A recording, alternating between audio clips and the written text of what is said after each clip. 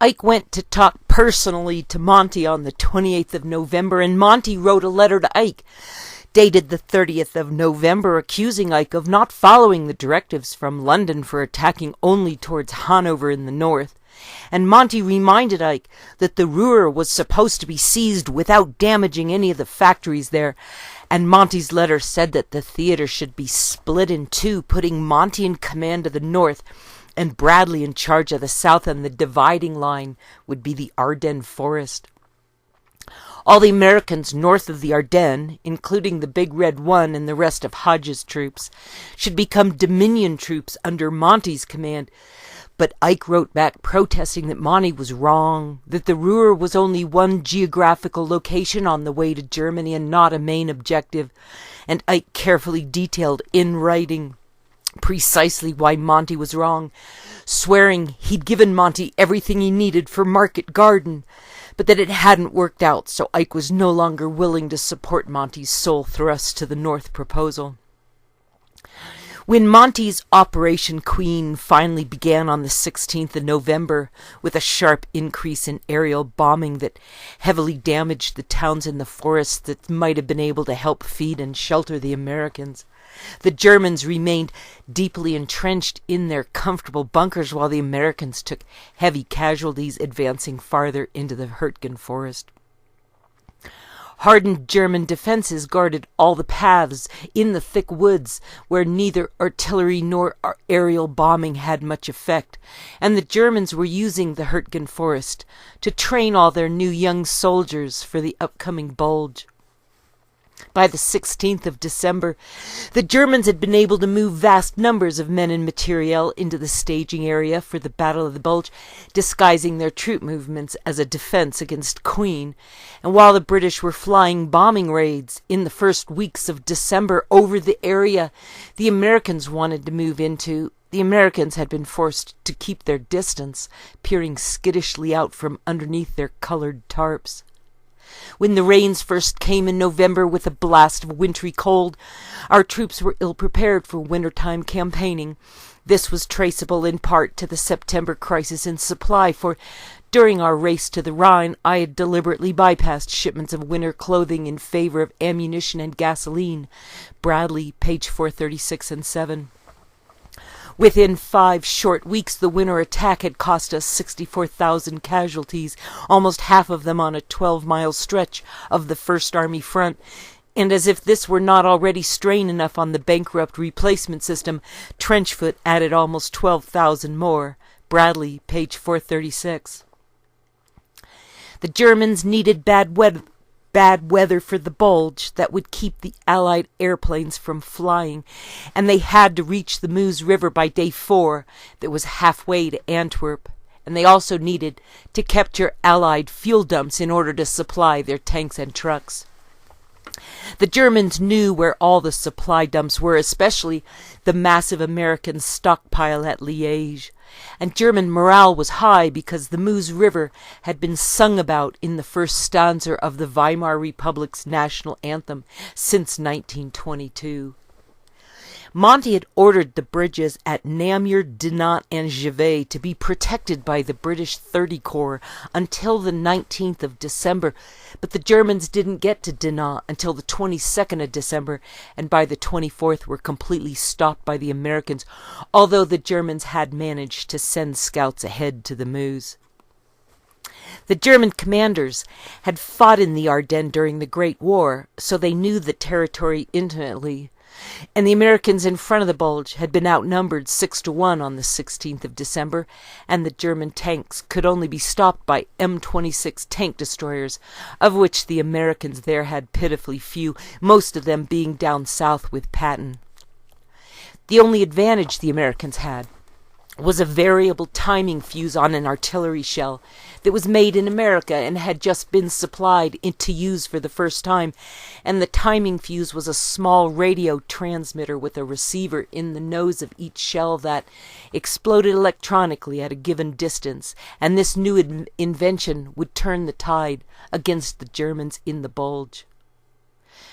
Hitler had moved from his Wolfslair headquarters in Prussia to the Kranzberg Castle in Gießen on the 11th of December for the Bulge, and Hitler had stayed at that Kranzberg Castle when the Germans marched into France in May of 1940, and Monty's headquarters was in Brussels, only 35 miles away from Namur, and Liège was 35 miles downriver from Namur. The Americans faced 36 of the Germans' best divisions, and the Germans did the Bulge with over 400,000 men, 600 tanks, and 900 tank vehicles, 4,000 artillery guns, and 1,000 planes, and over a quarter of these German soldiers would not survive the Bulge.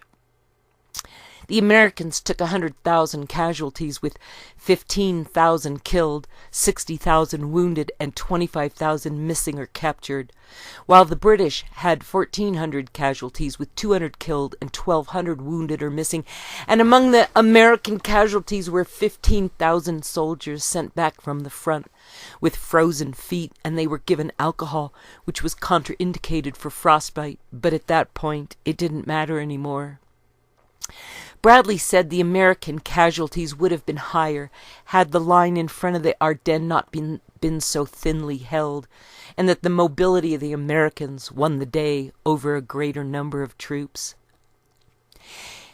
Hitler had landed 800 German paratroopers down the road from Malmedy in their only nighttime drop of the war, but only 300 of them would survive the same snowstorm that delayed air support during the first week of the Bulge, and only 100 of these would make it back to Germany. The Americans who'd complained about Patton's insistence on uniform protocol became grateful because of this Operation Griffin, led by Otto Skorzeny, where Germans wearing American uniforms were sabotaging the Americans behind the lines, and their main objective had been to take over the bridges Monty was guarding by the 20th or day 4 of the Bulge. But the rumor of Griffin had spread too quickly for Skorzeny to have much success. After Bradley organized his defense against the Bulge and the situation was stabilized, Ike gave the 1st Army and the 9th Army to Monty on the 20th of December, since the Bulge had split the Americans and trapped the 1st and the 9th in the British sector to the north, although Bradley said he was still in touch with his men over alternate phone lines running behind the lines and was in radio communication with Ike, and the British newspapers reported that the weak Americans had been saved by Monty.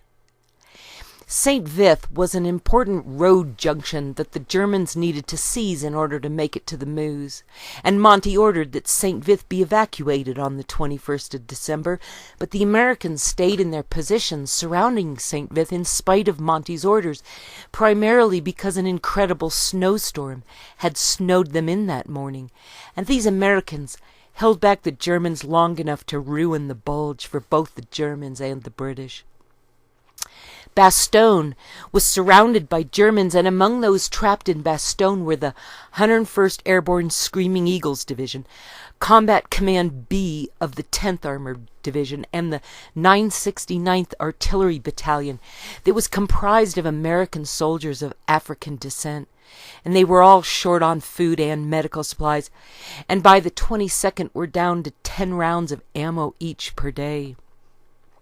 When the weather cleared after Patton prayed, the Americans were able to drop supplies by air into Bastogne, and Patton arrived the following day on the 26th of December, after which Ike ordered the complete desegregation of all American soldiers of African descent.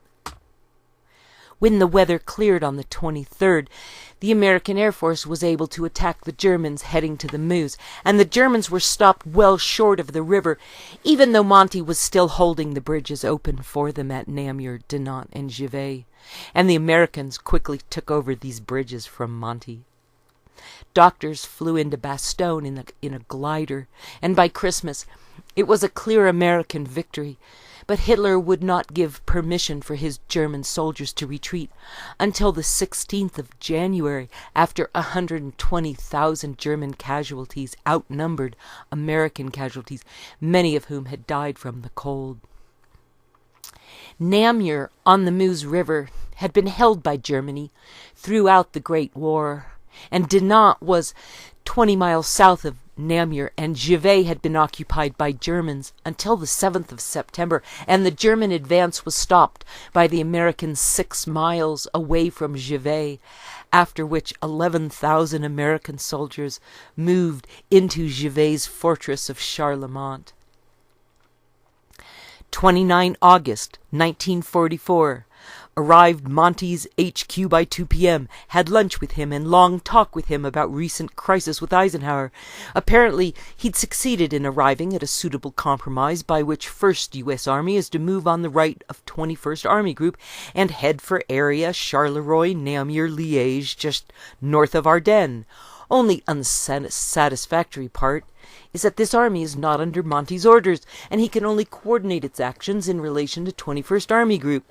This may work, it remains to be seen what political pressure is put on Eisenhower to move Americans on separate axis from the British.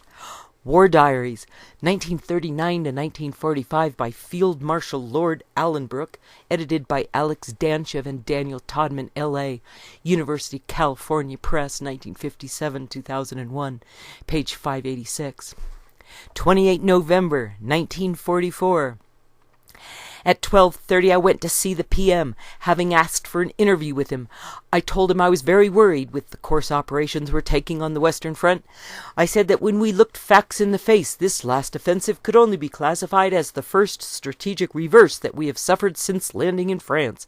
I said that, in my mind, 2 main factors were at fault, i.e., A, American strategy, and B, American organization.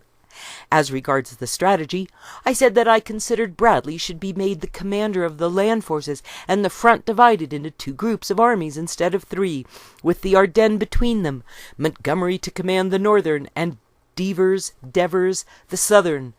Winston said that he was also worried about the Western Front. He agreed with most of what I had to say, but was doubtful as to the necessity for a land force commander. I think I succeeded in pointing out that we must take the control out of Eisenhower's hands, and the best plan was to repeat what we did in Tunisia when we brought in Alex as a deputy to Eisenhower to command the land forces for him. War Diaries, Allenbrook, page 629 and 30. 29 November 1944. Received telegram this morning from Monty. He had had a talk with Eisenhower. The latter had agreed that strategy was wrong, that results of offensive were strategic reverse, that front wanted reorganizing, would not agree that commander of land forces was necessary, but prepared to put Bradley with a large group north of the Ardennes under Monty's orders, leaving Devers south of the Ardennes. This may be all right, but I still have grave doubts, as Ike is incapable of running a land battle, and it is all dependent on how well Monty can handle him. War Diaries, Allenbrook, page 630. 22 December 1944. German offensive appears to be held in the north, but I am a little more doubtful about the south. Patton is reported to have put in a counterattack.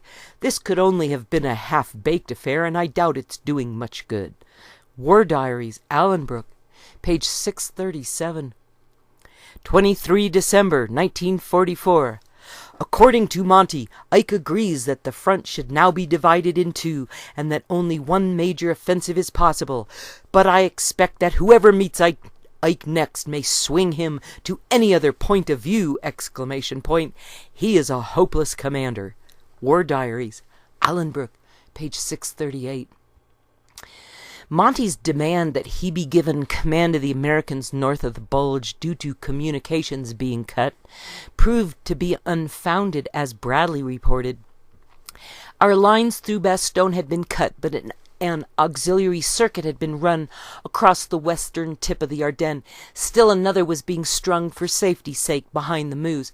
As long as the enemy was contained within the Meuse, it seemed unlikely that we would lose all our long lines to either the First or Ninth Armies, and as a matter of fact, we never did. Bradley, page 466. On the eve of Patton's attack towards the U.S. redoubt at Bastogne, Montgomery radioed that he was planning to delay the companion attack from the north, for which Hodges had massed Collins' 7 Corps. He'd chosen instead to quote-unquote tidy up the defenses on his front before undertaking a counteroffensive. As a result, the divisions that had been gathered for Collins's attacks were dispersed on a retaining wall, and the enemy continued to hold the initiative on the northern edge of the bulge. It was not until January 3, 12 days later, that Montgomery completed his primping and attacked. Bradley, page 468.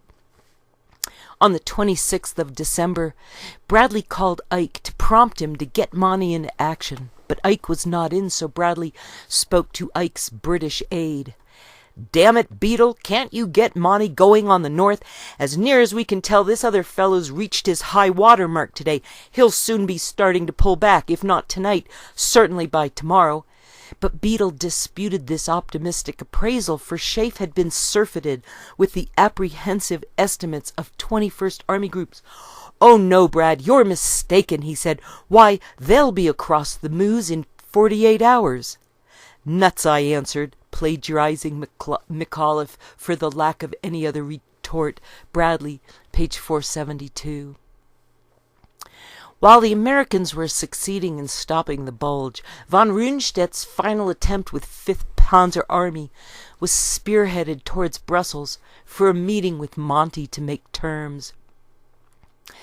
Throughout all this, the ubiquitous British field officer and a phantom GPN radio stayed in close touch with us. Field Marshal Montgomery had a policy of stationing a young field officer at every division headquarters. His mission there was to keep Montgomery's headquarters informed at once of everything that was taking place. On to Berlin, Battles of an Airborne Commander, 1943 to 1946, by James M. Gavin. New York Bantam Books, The Viking Press, 1978, page 262 and 3. Almost as soon as the changeover brought Hodges and Simpson's armies under his 21st Group, Montgomery hurried a liaison officer down to the Meuse to ascertain in a first-hand report whether the enemy had anywhere crossed it. Hodges could have readily told him the German had not. Bradley, page 468. On the 15th of December, Monty had written Ike a letter, asking for permission to go home for Christmas, saying he'd already given orders for his next big offensive, but it was obvious he just wanted to be in London for his big ending the war by Christmas triumphal parade.